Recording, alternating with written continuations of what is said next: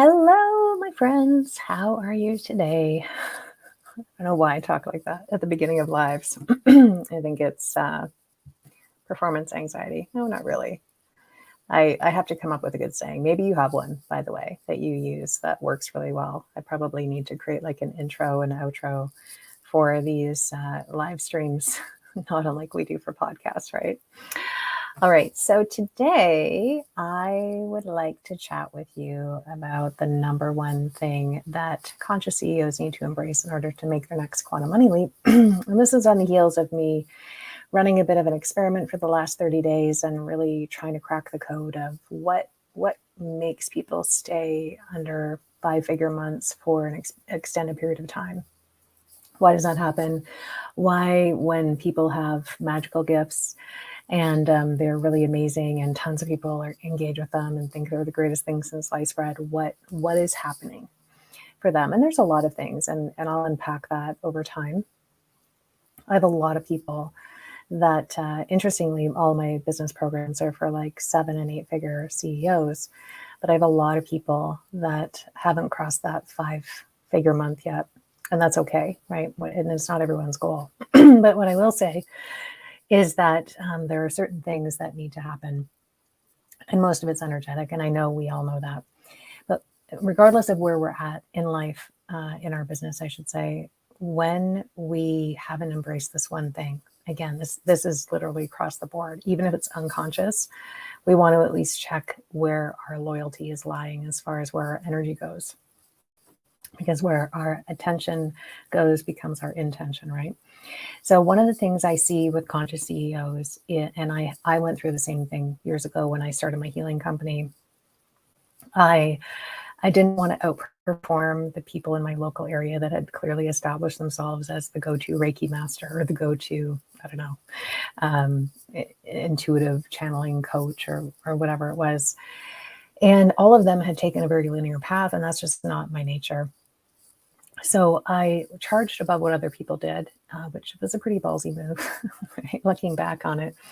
But it positioned me really well. And that's been the key to my success all along. That's how I had a waiting list for so long, was really looking at the fact that positioning builds trust, right? People are either going to trust us based on how we position ourselves or not.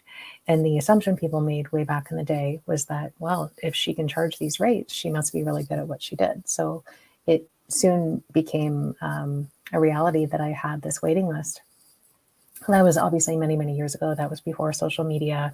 That was when I was trying to figure out how to take the woo and word it to be sitting comfortably in a BNI meeting, as an example, and various things like that. But anyways, fast forward to the time that I had a massive quantum money leap, and I went from selling my time for dollars and selling one-off sessions to selling very high-level coaching packages. And I was nervous and I had all these things. But what I realized was that I had booked an Akashic Record training weekend at this very kind of, well, poverty consciousness type of center, right? It was lovely. It was a crystal store. They had a nice big classroom in the back. It was run down. It was a typical sort of, let's show how spiritual we are because we have no money kind of a place. And the people there were lovely. All the clients were lovely. But I pulled up in my brand new car that I'd finally given myself permission to upgrade to, because I also felt like I had to look like a broke healer and I had to drive a hybrid because people would judge me if I wasn't environmentally friendly. And I had all these constructs. This was a really long time ago. And but I pulled up in my Lexus, and I was so happy with this car. It felt like, oh, I'm finally driving a car that matches my archetypes, that makes me feel good. I feel upgraded. I feel like everything in my life has calibrated. And as I was about to pull in the parking lot, I contracted. Oh my goodness, people are going to think I'm all about the money. What had happened was I was straddling two worlds. I had one foot in the allegiance to the broke healer community, right? Trying to fit in there. Where am I going to fit? And yet I had financially calibrated to the more abundant healer consciousness, wealth consciousness mindset. But I didn't feel that I belonged there. I didn't feel like I belonged in either world. And nobody was going to invite me. I had to either create my own boardroom table or just go and invite myself to have a seat at the table kind of a vibe. So it took me a while to feel a sense of loyalty. I also grew up in a working class family. So I felt like anyone that was in a working class kind of vibe was someone, it was just a familiar energy for me, right? So it's very tempting for us, as we know, to align with what's familiar and what's comfortable. Even though we're constantly saying we want to get out of our comfort zone, we also spend a great deal of time trying to stay in it. So needless to say, I calibrated. And most people were fine, actually. I would say the majority of people in my world were fine. I had a few people say that I was all about the money. And yeah, I was all about the money, meaning that everyone was coming to me complaining that they didn't have money. All kinds of healers. Oh, I need more money. I can't do this because I don't have money. I can't start a business because I don't have money. So I made it all about the money and talked a lot about the energy of money, a lot about wealth consciousness and so on. And but some people are very committed, as you know, to be on the hardship. They refuse to deboard the hardship and board the spaciousness ship. So all of this to say that it's become abundantly clear to me that a huge part of why people have a challenge moving from one level to another in their income, and why they'll take a more linear approach as opposed to quantum leaping and just collapsing time and space to do that, is because they're pledging allegiance to a community that got them started. I see this with yogis. There are two camps in the yoga world. There's the broke yogis, there's the abundant yogis. And the abundant yogis are very far and few between, because they all, I shouldn't say they all, but in yogic teaching, there is some programming around the nobility of being poor and self-sacrifice and various things like that. We see it with body workers, right? A lot of body workers, wow, that's hard work, right? And many of them have to retire out of their profession before they even pay for their schooling, because they burn their bodies out. So they're burnt out and or they're broke. We've got the starving artist community, and that can be anything from graphic designers to web designers to, really anything that people identify as art. And then we've got the broke healer community. And in that community, there are people that think they're being very noble by being broke, that it somehow makes them more spiritual. And having money or not having money doesn't make us more or less spiritual, as we know, but there's still that construct out there. And a lot of it is bred by the communities that we're choosing to align ourselves with. So if we're wanting to fully move into this new reality, we have to take a look at who are we surrounding ourselves with, and does that match where I'm going? Am I behaving in such a way that I can avoid being banished or rejected by the tribe, right? We're very tribal by nature. Or am I willing to put myself first and honor my own calling and what I'm wired to do and what I'm coded to do in this lifetime, and allow that to take me to the community that best supports that? And I don't have to say goodbye to any communities. I just have to look at how I'm going to align.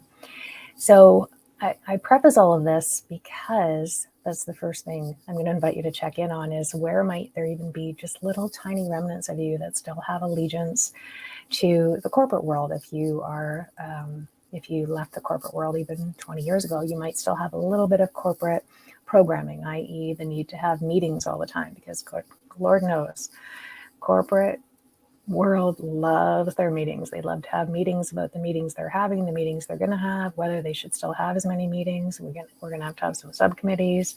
Let's always hop on a call. Oh my goodness, that I can't even with that.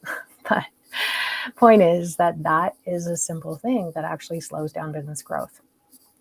Most calls are very low dividend activities. Of course, there are some high dividend ones, but most are low dividend. The healing community, the academia, right? A lot of people haven't fully left that world, and they still need to do more research and get caught in analysis paralysis. And they're always having to plan, and they're always having to create yet another plan and another map and do more research and write some more. And yes, writing, of course, on social media, as an example, can convert for sure. But most people are not making a killing off of posting written content all over the internet all the time. So the thing is that we have to clear that identity fully, right? We have to be willing to retire that version of ourselves. Take all of the wisdom, have gratitude for the version of us that went through that to gather the wisdom that got us here. But now we can go retire them, send them on a beach. They can go and drink those little fancy drinks on the beach with the paper umbrellas in them and just have a great time living out the rest of their life as that version of you. And now this version of you is going to require, as a conscious CEO who's elevating consciousness, this is my point of today's live stream, everything is consciousness. We know that. And yet a lot of people want to talk about how they're elevating to 5D and I'm doing this consciousness and that consciousness, all the while completely rejecting wealth consciousness. And here's my position on this. And it's maybe a popular opinion, maybe it's going to ruffle some feathers, I don't know. But my very strong opinion, very bold opinion, is that it actually is a form of spiritual bypassing to reject wealth consciousness, to act holier than thou, to think that you're the most spiritual person on the world. I'm, of course, not talking to any of you. I'm talking about the collective you, that you're just so evolved. You're just so much more enlightened than the rest of us. You're elevating consciousness. You're elevating everyone to 5D, but money, ooh, yuck. That's created by the elites. That's, whatever it is. And if we're rejecting any aspect of consciousness, then we're not elevating consciousness. We're still compartmentalizing. We're still approaching it in a linear way. Consciousness includes everything. So if that is true, if we're going to use that as a working hypothesis, then where can we check in with ourselves about where we might be rejecting consciousness, or we might be downplaying the money that we have, or we might preface everything with, oh, I'm just doing this because I want to help people. I don't want to make money. Well, money's just an energy, right? It's just a tool and it's a magnifier. And really, in my world, I believe that nobody deserves to have a money problem. And that is a big part of what my business is committed to helping people with, is so that nobody has a money problem. Now, yes, that's very idealistic. I get that. That's not going to be something that I by myself can eradicate during my lifetime. But I can certainly move the needle, and I can certainly be a contribution to that.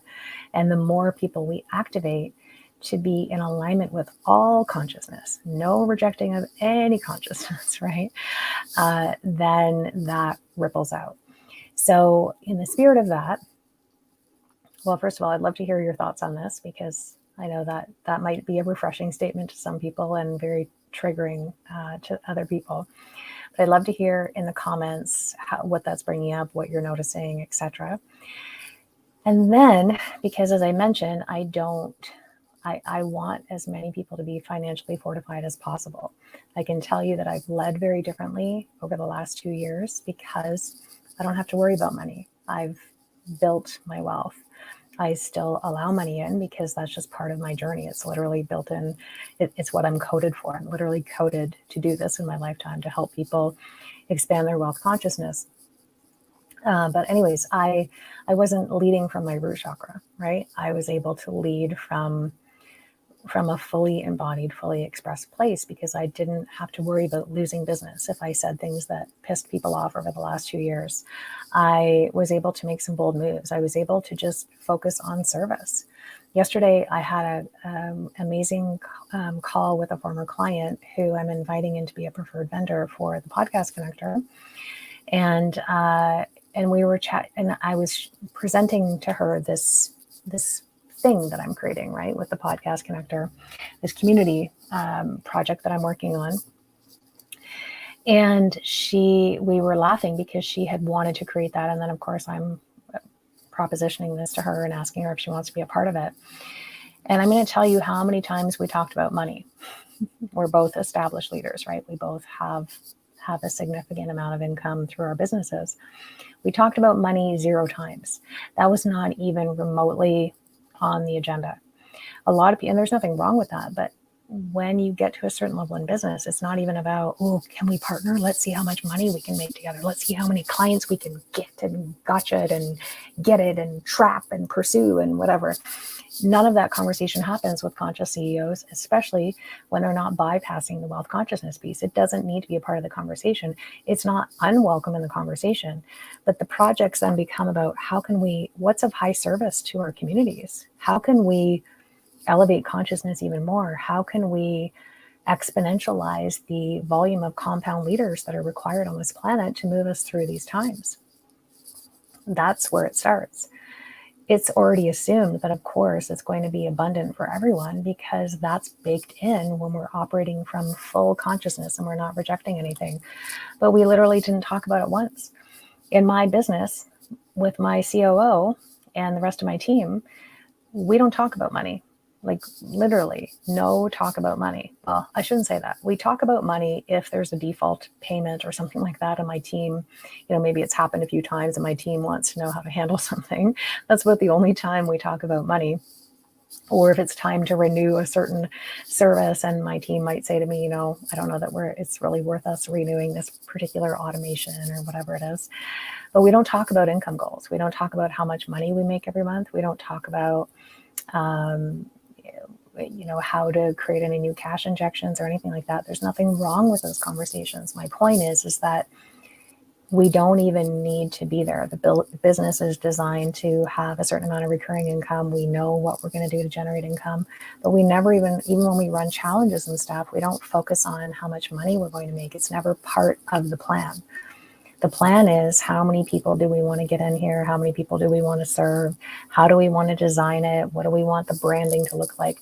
All of these kind of things, because we're trying to create an atmosphere for the challenge. And a lot of people will put in there, I want to make 6 figures in this launch or whatever. And there's, again, nothing wrong with that. What I'm saying is that you get to a point in your business when you have enough income coming through that although the money conversations are totally fine, they're actually not necessary, because it's already implied that that's going to happen when we operate from a place of high service. And operating from a place of high service means that we've already made peace with wealth consciousness. It doesn't mean we won't have stuff bubble up, meaning our own little money mind or monkey mind money stuff. But it's implied that when something is of high service to all, that there is going to be some sort of divine compensation, and we can trust in that process. So I've been able to show up very differently because I'm not bypassing wealth consciousness, and it wasn't always easy. I could definitely feel the daggers and the projections and stuff over the years because I'm not a good healer, right? I'm not acting like a healer. Well, as you might see the meme going around, the universe isn't looking for actors. It's looking for real people that are showing up in the world doing their part. And we're all going to be coded to create that in different ways. We're all going to be sharing different harmonics in order to create that. So that is my welcome to my Don't Spiritually Bypass Your Wealth Consciousness TED Talk. Thank you for coming out. We're going to have drinks and little sandwiches at the back of the room. You're welcome to join us. In all seriousness, I am really committed to making sure that nobody has to worry about money ever again, that you're all financially fortified so that you can lead from a place of spaciousness, because you're not going to feel contracted around, oh my goodness, can I do this? Can I take this risk? What if I'm not provided? What if I, don't make my money back on this investment? Or what if I launch this course and nothing sells, or any of those kind of things? We can operate from a place of, full compound leadership. So in the spirit of that, today only, which is Wednesday, August 31st, 2022, I am going to be inviting you into a 6-month journey with me, the Embodied Wealth Academy. There are dozens and dozens and dozens of ascension-based money activations in there, some energy clearings, all kinds of energies that you can't even see that would be impacting your money story. You get live love seat calls with me, group love seat calls with me. It's just a nicer way of saying hot seat for 6 months. Everyone in there is awake and aware and conscious. And we have people in there of all levels. So some people are retired, some people have jobs, some people have businesses they're just getting started. And then we have people that are 7- and 8-figure earners in there, because it's all it applies no matter how much money you make, and you can keep listening to this stuff, of course, as you go along. So I'm going to be giving you 50% off today, and I'm going to be giving you Voxer access to me once a month, which is $6,000. $6,000 value for that, and then 50% off. So what I need you to do, because my team doesn't even know I'm doing this, I'm surprised this is coming out of my mouth, so they will be completely unprepared for this.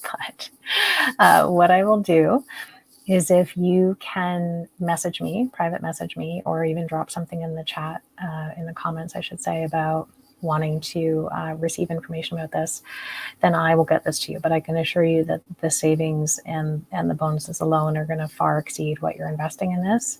And it is a total game changer. There's nobody that leaves that program that doesn't have significant transformation in their money story and have all kinds of unexpected money show up. It's wired for results. Everyone's amazing in the group program. And we want to love you up in there, because I want you to be able to be fully financially fortified, really embrace wealth consciousness, and be in a place where you have breathing room in a very different way, so that making money is 100% fun. And it's all about expansion, and it's all about really making peace with it as a tool that can accelerate all of the things that you do want to create, and see where it takes you from there. So either drop me a comment in the, or note in the comments that you want more information, or private message me, and I will get you all of the juicy things that you need. In the meantime, though, would love to hear what insights you're taking away, if anything, and please share this with someone that you think would benefit. I look forward to seeing you next week, and send you lots of abundant juju. Bye for now.